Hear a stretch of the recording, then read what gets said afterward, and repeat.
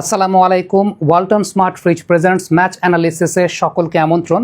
Half টাইমের পর Brazil পুরোপুরি বদলে গেছে কার্লো আনচেলত্তির মাস্টার ট্যাকটিক্সে। অর্থাৎ এই জায়গাটায় ব্রাজিলের প্লেয়াররা যা খেলেছে তার চাইতেও বেশি পেছন থেকে খেলিয়েছেন কার্লো আনচেলত্তি। শর্টকাটে যদি দুইটা পয়েন্ট বলি তাহলে এক নম্বর পয়েন্টটা হচ্ছে প্রথমার্ধে ব্রাজিল খেলেছিল অনেক বেশি মাত্রায় সেন্ট্রালি, যেটা তারা সর্বশেষ দুটা ম্যাচ ধরে খেলে আসছে। কিন্তু দ্বিতীয়ার্ধে জাপানের সঙ্গে হাইটের অ্যাডভান্টেজটা নেওয়ার জন্য এবং যেহেতু ব্রাজিল এক গোলে পিছিয়ে ছিল, ব্রাজিল মূলত ক্রস নির্ভর খেলা খেলেছে। মাঠটাকে দুপাশ থেকে ওয়াইড ওপেন করে দিয়ে পুরোপুরি ক্রস নির্ভর ফুটবল খেলেছে এবং পেনাল্টি এরিয়ার ভেতরে ব্রাজিলের তিনজন প্লেয়ার আসলে সবসময় ছিল। আর সেন্ট্রালি এন্ড্রিক নামার পর থেকে আসলে গতিটাও তিনি বাড়িয়েছেন। রায়ানের জন্য কিন্তু ওপেন আপ একটা স্পেস ক্রিয়েট হয়ে যাচ্ছিল। সো ব্রাজিল আসলে দুপাশ থেকে ক্রস খুব চমৎকার করেছে এবং সেই জায়গাটা জাপানকে অনেক বেশি মাত্রায় ব্যতিব্যস্ত রেখেছে।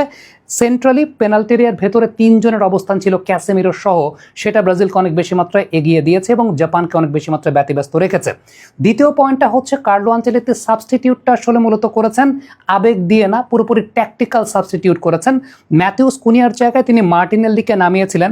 গতকাল ম্যাচ শেষ হওয়ার পরপরই ইনস্ট্যান্ট রিয়াকশনে মার্টিনেল্লির রোল নিয়ে আমি ট্যাকটিক্যাল একটা জায়গায় ভুল করেছিলাম। আমি তার হেডার রোলের কথাটা বলেছিলাম, সেটা আসলে ট্যাকটিক্যালি ভুল ছিল। পরবর্তী সময় ম্যাচটা ডিকোড করতে গিয়ে যেটা আমি খুব ভালো মতো দেখলাম সেটা হচ্ছে মার্টিনেল্লিকে আসলে ওই জায়গা থেকে নামানো হয়েছিল ভিনিসিয়াস জুনিয়রকে কম্পেনসেট করার জন্য। আর একটু স্পেসিফিক্যালি যদি বলি তাহলে ভিনিসিয়াস জুনিয়রকে ডিফেন্সিভলি কম্পেনসেট করার জন্য। যদি নেইমারকে আসলে ওই জায়গাটা নামাতে হতো, নেইমার কিন্তু আসলে ডিফেন্সিভলি কম্পেনসেট করতে পারতেন না ওইভাবে, বা যেহেতু তার ফিজিক্যাল লিমিটেশনের জায়গাটা, ম্যাচ ফিটনেস পরিপূর্ণভাবে পাওয়া নিয়ে একটা সংশয় জায়গা আছে। মার্টিনেল্লির স্পিড রয়েছে, মার্টিনেল্লির এনার্জি রয়েছে। আলটিমেটলি ওই একই পজিশন থেকে আলটিমেটলি ভিনিসিয়াস জুনিয়রকে ডিফেন্সিভলি কম্পেনসেট করার কাজটাও কিন্তু মার্টিনেল্লি খুব ভালো মতো করেছেন। এবং বড় কোচেরা আসলে শুধুমাত্র উইথ দ্য বল আমি কিভাবে খেলবো সেটা কিন্তু চিন্তা করে না, উইদাউট দ্য বল আমি কিভাবে খেলবো সেটাও কিন্তু চিন্তা করে। এবং সেই জায়গাটায় ডেফিনেটলি আলটিমেটলি ব্রাজিল ক্রস নির্ভর ফুটবলটা যেটা খেলেছে দ্বিতীয়ার্ধে, সেটাই ব্রাজিলকে এই ম্যাচে সত্যি কথা বলতে অনেক বেশি মাত্রায় এগিয়ে দিয়েছে। এবারে মূল বিশ্লেষণের জায়গাটা শুরু করি। সেটা হচ্ছে প্রথম কথাটা বলবো ভিনি জুনিয়রকে নিয়ে।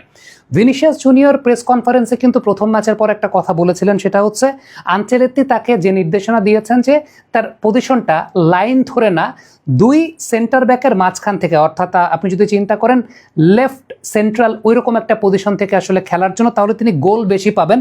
আমরা কিন্তু এর আগের ম্যাচগুলোতে তাকে গোল বেশি পেতে দেখে যে আসলে তিনি ওই দুই সেন্টার ব্যাকের মাঝখান থেকেই খেলেছেন, যেটা আপনারা পর্দায় ঠিক এই মুহূর্তে দেখতে পেলেন। তবে এই ম্যাচের দ্বিতীয়ার্ধ থেকে যে বিষয়টা হচ্ছে, ব্রাজিল কিন্তু সেন্ট্রালি খেলা বাদ দিয়ে একদম সাইড নির্ভর খেলাটা খেলেছে এবং ভিনিকে দেখা গেছে আলটিমেটলি পুরোপুরি লাইন ধরে তিনি খেলছেন। পুরোপুরি লাইন ধরে খেলে ভিনি এই জায়গা থেকে অ্যাটাকটা ইনিশিয়েট করেছেন, ক্রসগুলোকে ইনিশিয়েট করার চেষ্টা করেছেন। গ্যাব্রিয়েলের প্রশংসা করতে হবে, গ্যাব্রিয়েলও কিন্তু আলটিমেটলি ওপরে এসে তিনি ক্রসগুলোকে ইনিশিয়েট করার চেষ্টা করেছেন। এবং মার্টিনেল্লিকে আসলে ওই জায়গাটায় নামানো, ভিনি মার্টিনেল্লি কিন্তু মোটামুটি সিমিলার পজিশনের প্লেয়ার। মার্টিনেল্লি এই জায়গাটাতে আলটিমেটলি লেফট সেন্ট্রাল পজিশনটায় আসলে খেলেছেন, আর অন্যদিকে পুরোপুরি লাইন ধরে খেলেছিলেন আমরা দেখতে পেয়েছিলাম ভিনিসিয়াস জুনিয়র। অর্থাৎ এই জায়গাটায় ভিনির গোল দেওয়ার রোলের চাইতেও অনেক বেশি মাত্রায় অ্যাটাক ইনিশিয়েট করার রোলটাকে কার্লো আনচেলত্তি ব্যবহার করেছেন এবং এই জায়গাটায় ভিনিসিয়াস পুরোপুরি একদম লাইন ধরে খেলেছেন। So that was the difference, যেটা আসলে সেন্ট্রালি খেলার চাইতে ব্রাজিল সাইড ধরে খেলেছে। এবং ম্যাথিউস কুনিয়াকে আসলে ওই জায়গাটায় বসানোর কারণটা ওইটাই ছিল যে আলটিমেটলি ব্রাজিল তো সেন্ট্রালি এখানে খেলবে না, ব্রাজিল খেলবে আসলে সাইড দিয়ে। এবং রায়ান এবং আরেক পাশে ভিনি জুনিয়র, মার্টিনেল্লির জায়গাটা তো ওইখানে ছিল। ডেফিনেটলি এই জায়গাটা পুরোপুরি কার্লো আনচেলত্তির মাস্টার ট্যাকটিক্সের জায়গাটাতেই জাপান আসলে হেরে গেছে। গতকাল আমরা কিন্তু আমাদের ম্যাচ পূর্ববর্তী ভিডিওতে একটা ভিডিও করেছিলাম, সেটা ক্যাসেমিরোকে নিয়ে।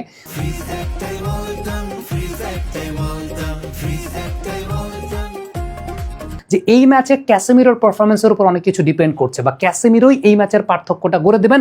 ক্যাসেমিরো খারাপ খেললে ব্রাজিল খারাপ খেলবে। দেখেন ক্যাসেমিরো কিন্তু শুরুর যে গোলটা ব্রাজিল খেয়েছে ওটা ক্যাসেমিরোর ভুলেই খেয়েছে, ক্যাসেমিরো ওই জায়গাটা চার্জ করতে পারেন। এবং এই কথাটাই আলটিমেটলি আমরা কিন্তু বলেছিলাম আমাদের ওই ভিডিওটাতে, যারা দেখেন না দেখে আসতে পারেন।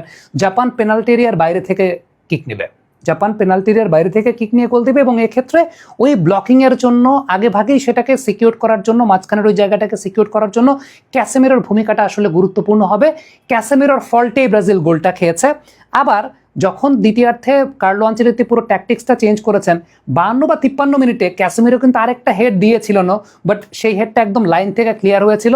এরপরে ক্যাসেমিরোর আরেকটা হেডে ব্রাজিল গোল পেয়েছে। সো এই জায়গাটাতে ক্যাসেমিরোর হেডিংটা এরিয়াল জোনটাতে, যেহেতু জাপান এরিয়ালি ভালো না, সো আলটিমেটলি আনচেলত্তি যে কাজটা করেছেন, যেটা বলছিলাম যে 3 জন একদম পেনাল্টি এরিয়া, দুদিক থেকে ক্রস আসছিল, 3 জন মোটামুটি পেনাল্টি এরিয়া ছিলেন, এর মধ্যে একজন ছিলেন ক্যাসেমিরো, যে এরিয়াল জায়গাটা অনেক বেশি মাত্রায় গুরুত্বপূর্ণ ভূমিকা পালন করেছে এবং একদম ওয়েল জাস্টিফাইড আসলে ওই জায়গাটা হয়েছে যে ক্যাসেমিরোর ভূমিকাটা কিন্তু এই ম্যাচে আসলে খুব গুরুত্বপূর্ণ ছিল এগেনস্ট জাপান, এবং জাপান যে নেচারের ফুটবল খেলে।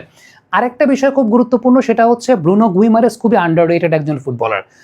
যেইভাবে তিনি অ্যাসিস্ট, টোটাল 4টা অ্যাসিস্ট এই ওয়ার্ল্ড কাপে হলো, আলাদা আরেকটা ভিডিও তার অ্যাসিস্ট নিয়ে আসবে অনফিল্ডের পর্দায়, সেটা আশা করছি আপনারা দেখবেন।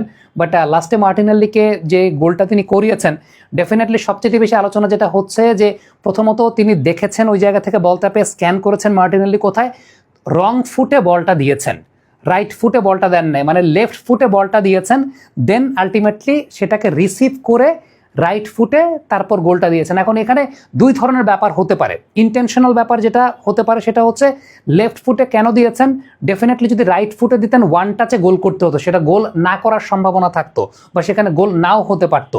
সো আলটিমেটলি যে বিষয়টা হয়েছে, লেফট ফুটে দিয়েছেন রিসিভ করার জন্য, আর ডিফেন্ডারদেরকেও একটা বোকা বানানোর জায়গা ছিল, সেটা হচ্ছে ডিফেন্ডাররা হয়তো বা ভাবছিলেন যে তাকে রাইট ফুটে, যেহেতু তিনি রাইট ফুটেড, তাকে রাইট ফুটেই বলটা দিবে এবং ওয়ান টাচে দিবে, ওই অ্যাঙ্গেলটাই আলটিমেটলি ব্লক করতে চেয়েছিলেন জাপানের ডিফেন্ডাররা।